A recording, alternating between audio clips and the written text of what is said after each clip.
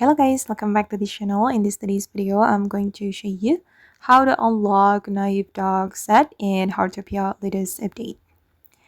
Okay, let's get into it guys. You can purchase the set with Moonlight crystals. So make sure that you already farm the Moonlight crystals.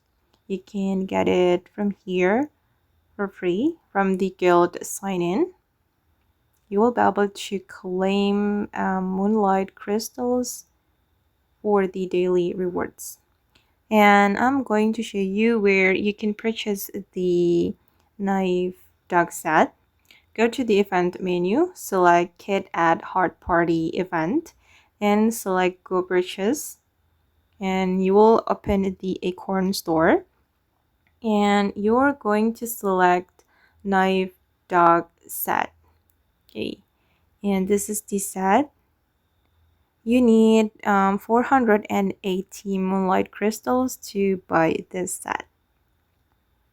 Okay, it's cool. Okay guys, and that's how you can unlock the Naive Dog set in Heartopia latest update. I hope this video will be useful for you. Thank you so much for watching, and bye!